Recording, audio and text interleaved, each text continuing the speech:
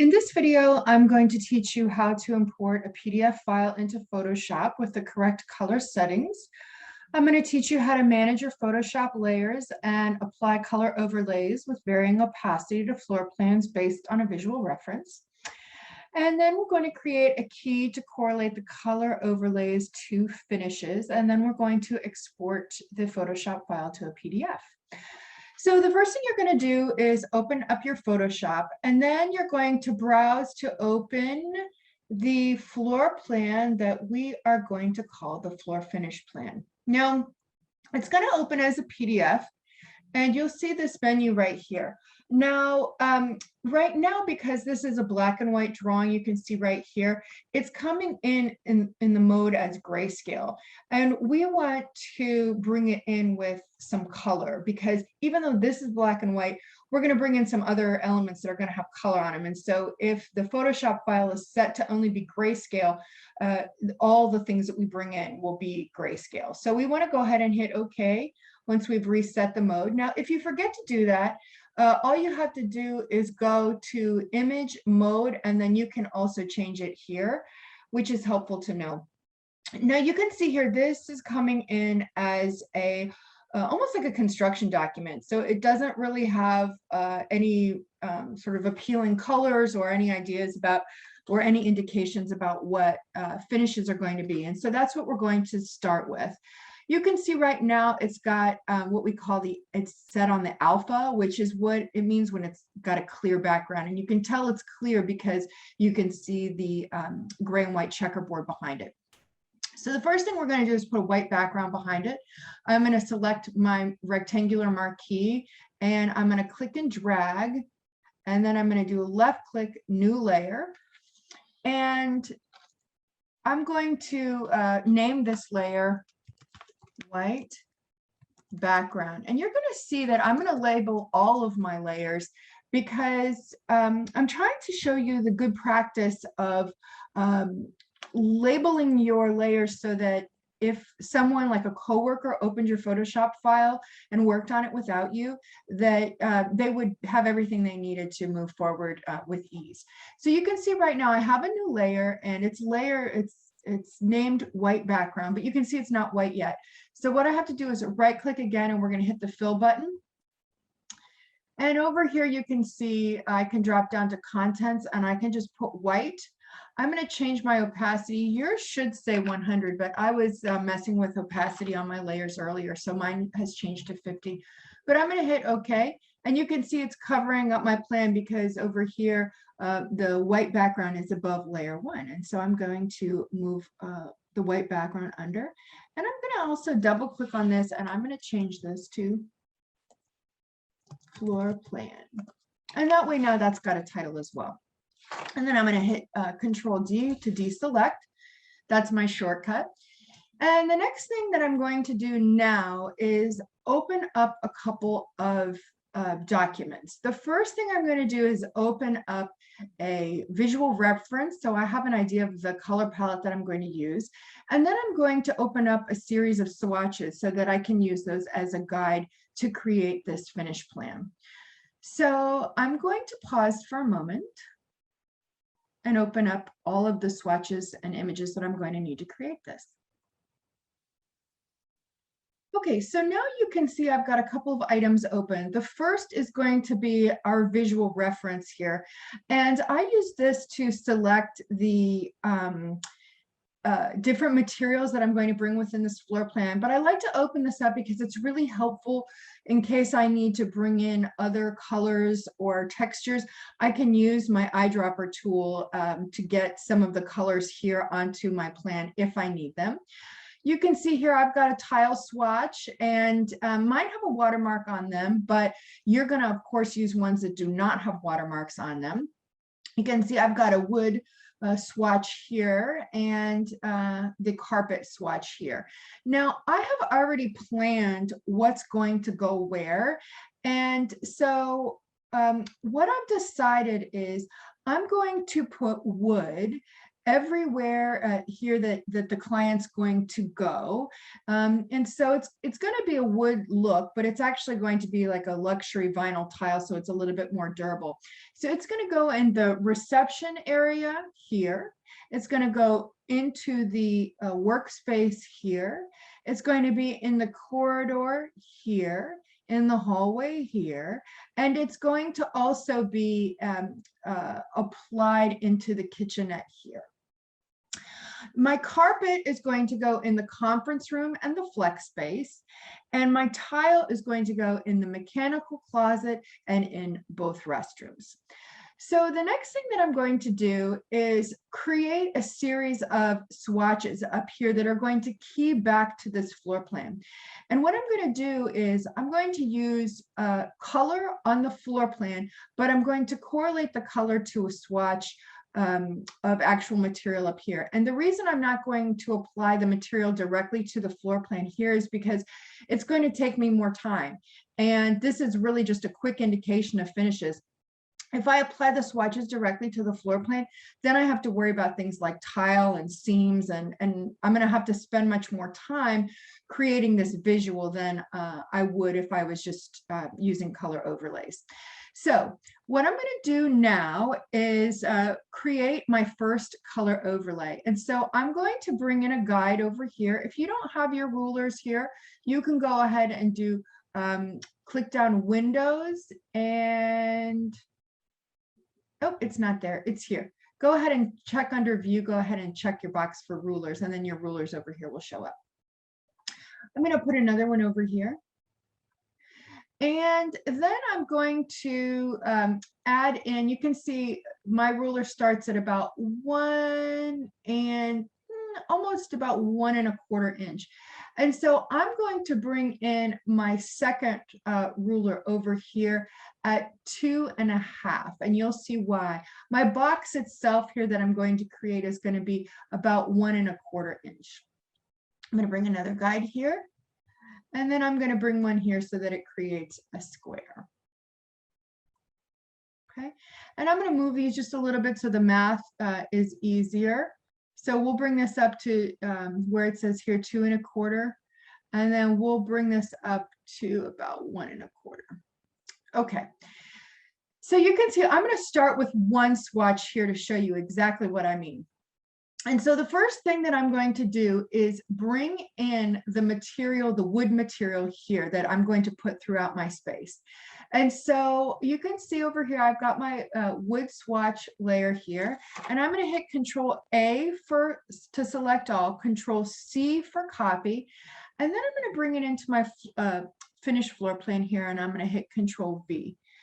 Now you can see it came on as its own layer, and I'm going to double click on the layer and say wood swatch. And then what I'm going to do is bring that swatch up here, make sure that it's snapping to my guides here. And I'm going to hit Control T for transform. And I'm going to stretch it so it snaps to the other guide just below and hit enter. I'm going to zoom in just a little bit, make sure it's aligned nicely with that edge. Okay, it looks great. Okay, so that's how you create the swatch, and you're going to create that same swatch within those same guidelines all the way across here for the other finishes. And so now that I know the swatch, I have to now guide my viewer to where those are going to be. And as I said, I don't want to put this swatch here because it'll take too long. So now I'm going to create a color overlay that keys back to that finish. So I'm going to create a new rectangular marquee, and then I'm going to select here and create this. Now I want this to be on its own layer. So I'm going to right click and I'm going to hit new layer. And I'm going to call this layer color overlay for wood swatch. Okay, now I'm going to right click and fill it. Now, you can create the fill with a color by clicking over here. And if you hit color, you'll see you know, all these different options, and you can slide this here to all different colors. But what I'm actually going to do is hit color. And then you see I have a little eyedropper tool that appears. I'm going to go ahead and take an eyedropper from my sample itself. Okay. And you can see when I take my droplet here, it shows me where it is on this color menu. Then what I'm going to do is adjust the opacity. We'll hit OK. Then I'm going to adjust the opacity to 50%. Then I'm going to hit OK. And now it's going to fill. Perfect. It looks great. So then I'm going to deselect it. And I'm going to duplicate this layer by right-clicking, and I'll hit duplicate layer. And then I'm going to say color overlay for reception. And now I've got two layers, one on top of the other. I'm going to grab this one and move it over to the reception. I'm going to hit Control T to transform it. My shift button to stretch it so that it snaps to the walls.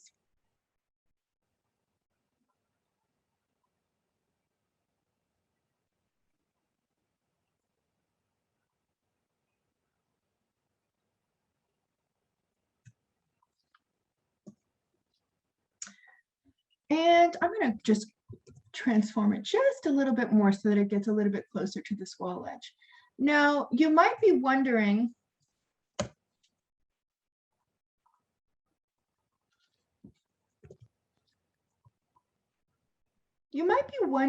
why I'm doing each room individually instead of, for example, creating this color overlay for the entire area that the wood is going to be in. And the reason why I'm doing the area separately is because I want to be able to delete or change the location of the flooring in different areas. For example, if my client says, you know what, I don't want the wood to be in the reception, I want carpet or some beautiful marble, it's a lot easier for me to just delete this layer than have to delete and redo all the layers that have, or one single layer that has the wood flooring on it, because of course it's going to be throughout. So it's a lot easier for me to kind of do one space at a time in case something needs to be changed. Okay, so right now I have the wood flooring sample here. I've got the color overlay here. It's got a 50% opacity so that I can still see the room labels underneath. And I'm going to follow that same process in the workspace area, in the kitchenette area, down this corridor, as I said, and into this hallway, all by duplicating the layers, renaming them, and then stretching them out to fit the individual spaces. And the walls themselves will still stay hollow. Now, this is not quite done yet, of course, because what we have to do next is make sure that our viewer understands what this finish is. Because if there's no labels, it doesn't really help our viewer very much. We don't want to have to make our viewer think too hard. So the next thing that we're going to do is create a little text box on top of our swatch so that our viewer knows what they're looking at. So what I'm going to do first is create a text box, and text boxes should create on their own layer. And so I'm just clicking and dragging. And so you can see it created its own layer. And I'm going to type in the word vinyl, and I'm going to do it in all caps. Now, you can't see it because it's really dark, and I'm going to make a couple of changes here. The first thing I'm going to do is set it to 12 point. And you can see here, if I want to change the swatch color, I can click here. Now, I have selected the color of the font, and I picked it by doing an eyedropper here. And so that's how the font has been determined. The font color has been determined. And so all you have to do is just go ahead and change the font color to whatever you want. I think this is a great color. If you're trying to figure out exactly how to access that picture to bring it in, you have to hit cancel, escape, and you have to do Control A for select all, Control C for copy, and Control V for paste, and it'll come in. And then once that text box is selected, all I did was grab the swatch that indicates the color and pick up that one, and that's how I got it. Okay, so now we have to figure out how to make it so that a viewer can actually see this, and it's quite simple. All we're going to do is just create a new layer, yet again, a new layer. We're going to right click, hit new layer, and we're going to call this text box background.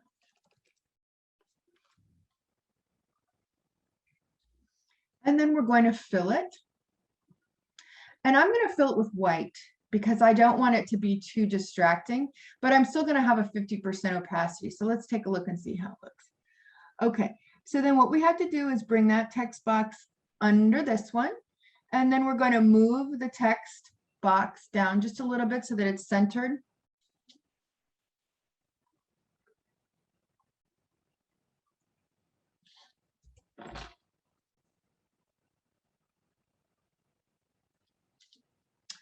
So now the viewer understands that this finish and this finish are vinyl.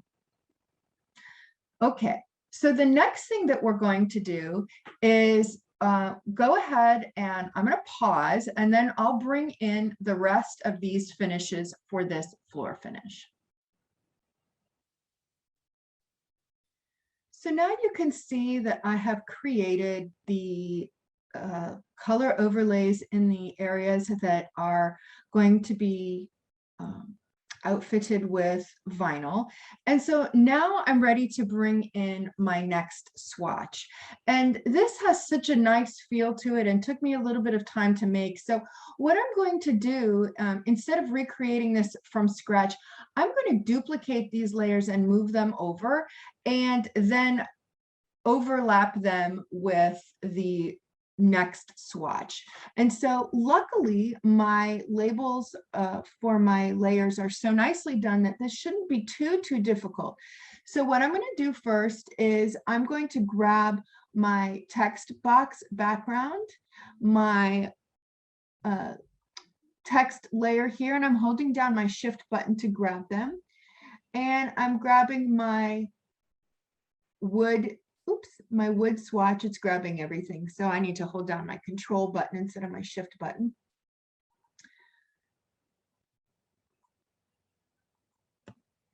And then what I need to do is right click and I hit duplicate layers, and I hit OK. And now all of those are going to move over. And now what I can do is I should be able to just click my move button and then use my arrows. And all I'm doing is just shifting it over. I can grab it a little bit faster and move it over this way. And then now what I have to do is go ahead and change the color of this swatch and the finish on this swatch, and of course change this text box. So the first thing that I'm going to do is double click on here, and I'm going to call this carpet. Now it's going to change the name of the layer, but it won't change the text that's in the layer.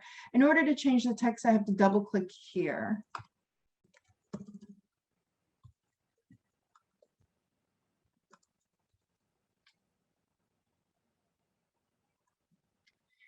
And the 50% white overlay will work wonderfully here. For this one, what I need to do is I can go ahead and delete that swatch. But what I do need to do is keep the size. See how I can see the really nice size of it?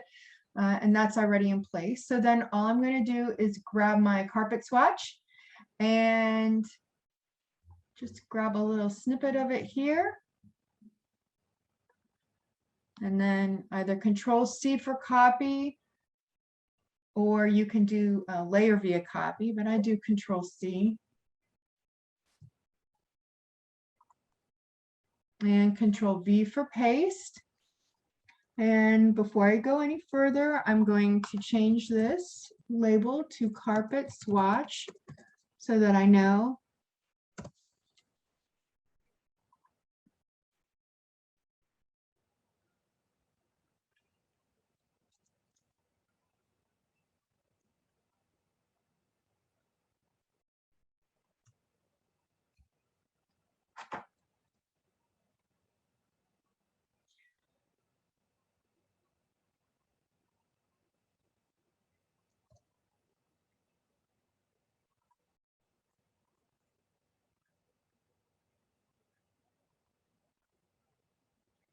And I'm going to make a couple small changes here. I'm going to cut off the excess here. I don't want to condense it anymore or stretch it anymore because I don't want to lose any of the detail.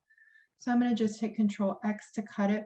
And then I'm also going to adjust this because it's a little bit too large. I'm going to check that on the other swatch too. Yep, I'm going to adjust this one as well.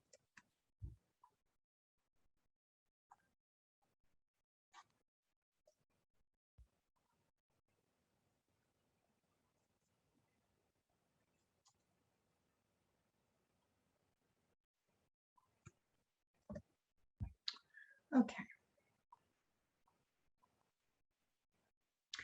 And now what I have to do is select this color swatch, and now I have to find a different color because it can't be, the color swatch here can't be the same color as the one that indicates the wood flooring.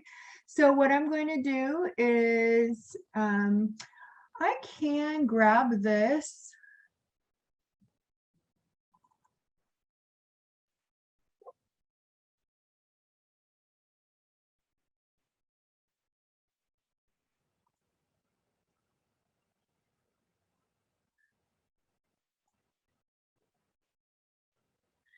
And I can change the color over here, and I should be able to grab one of these kind of nice light beige colors and hit OK. Bring the opacity down to 50%. This is just a way to change it if you already have a color. Now, I don't know. It might be a little too close in color to the other example. Let's take a look and see. Yeah, it's a little close in color.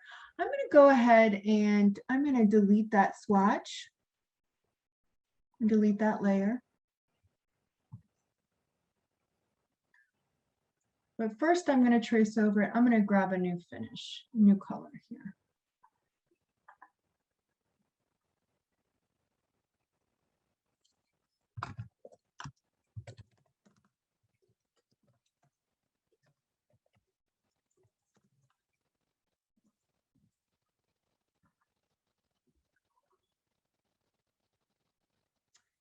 And for my color, I'm going to try to get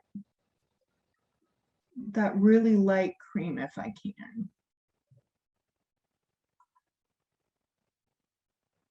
It's going to be tough. Let's see how that looks. We're going to delete the old swatch. Okay. And that looks a little bit more legible here. What we are going to have to do is adjust the opacity just a little bit. And you can see I can actually change it over here too instead of selecting it. You can see now it's nice and light and it'll be easy to see. I'm going to zoom in and just check. It looks like my carpet layer is just hanging over a little bit. So I'm going to adjust that.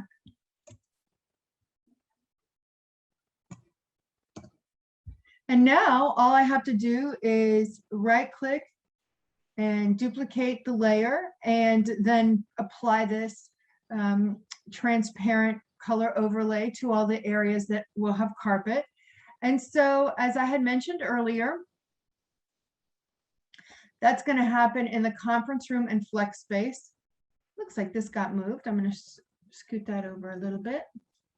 I wonder how that happened. That's okay. I can just grab them.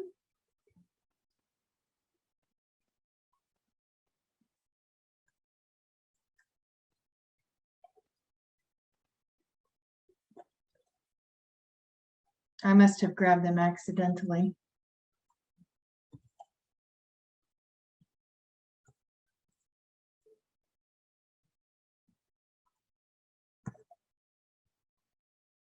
I'm just nudging these. Once I grab the layer, select the layer, I can use my arrows. And that happens sometimes.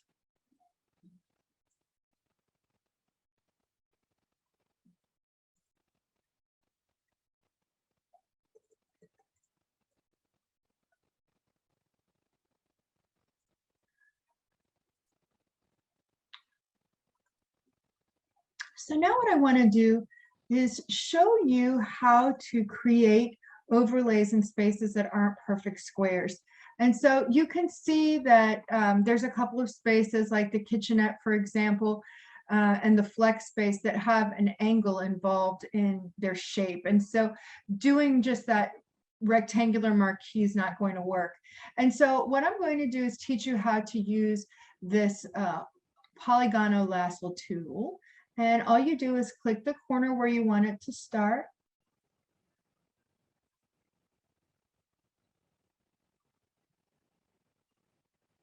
And you can zoom in. It's a little bit easier if you're really zoomed into a space, but once you've started, it's hard to, you'd have to stop to zoom in or use your shortcuts. And then you can see as I hover, see the little circle that pops up, see it's not there, and then it's there. Once that circle pops up, that means if you click, it will enclose the space.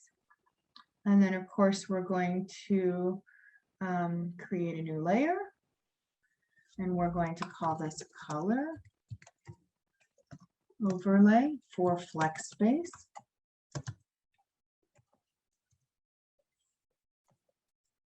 And we hit OK. And then we have to fill. The color should be selected already. Yep, it should be good to go. So we hit OK, OK, and there it is. It looks great. And so we'll go ahead and copy, do that same finish in the conference room. And then the last finish that we have to do is the tile here. And so it'll fit nicely right in this area here, or we could also condense all of them down here. But for right now, I'm going to pause and I'll fill in the finishes for the tile as well, and then we'll be back. Okay, so you can see now I have completed my finishes. I'm not going to add finishes here because this would be considered finishes that would be determined by the owner of the building, whereas this would be more like leased tenant space. So you can see I've shifted them down to complement the layout of the page a little bit better. And then what I'm going to do now is go ahead and select the floor plan layer, and I'm going to grab my marquee here, and I'm going to do a layer via cut. And I've already done this, so yours will do it just fine, but mine's not going to let me. And so you can see it's going to hit, it's going to create a new layer. And so what I'm going to do is take the layer that's floor plan, and I'm going to throw it in the trash, and you'll see now what happens. And I'm going to rename this floor plan. And once that's done, I'm going to create a text box here.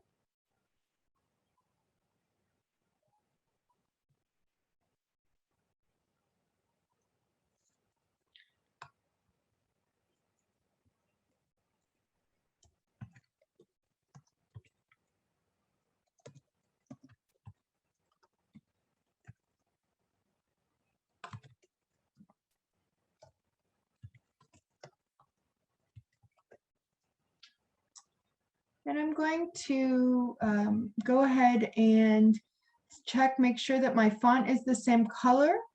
And I'm going to reduce the size of this one so it's a little bit smaller. Increase the size of this one so it's got a little bit more prominence. And I'm going to stretch out the box a little bit, and I'm going to change this to all caps.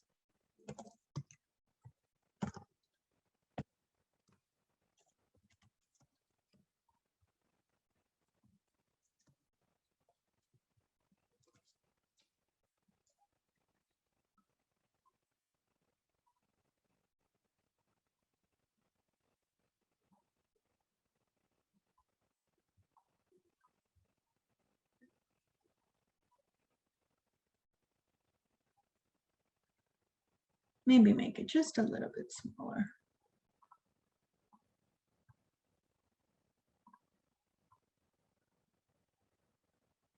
And we'll move it over here so that it aligns with the walls.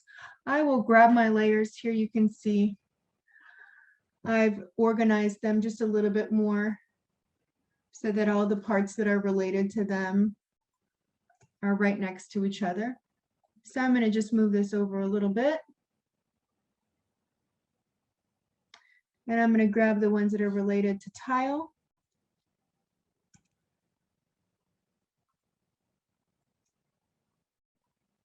And I'm going to move, you can see it'll snap to get the distance the same.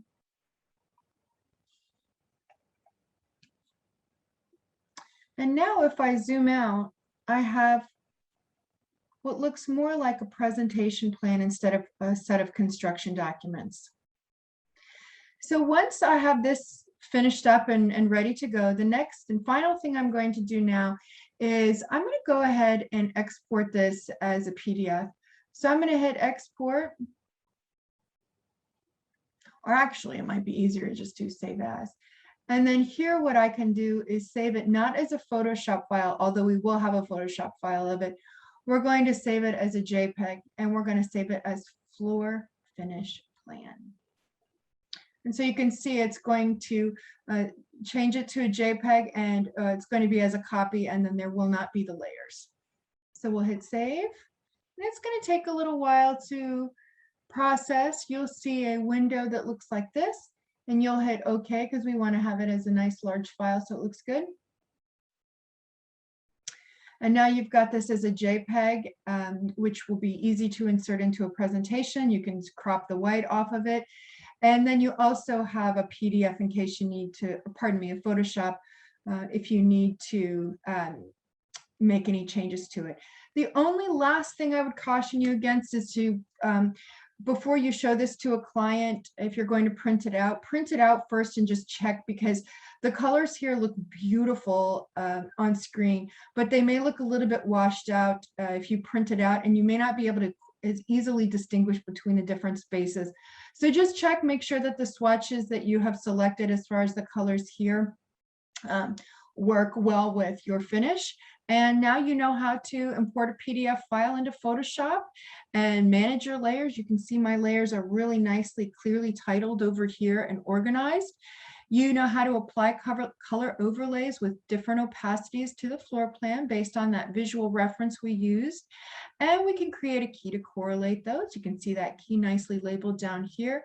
And then we can export this to a PDF or a JPEG. And so I'm going to show you real quick how to save it as a JPEG since, pardon me, as a PDF, since we just did it as a JPEG. All you have to do is click down and you can hit Photoshop PDF, and you just uncheck the box for layers, and then you'll save it as a PDF like that. And now you have both.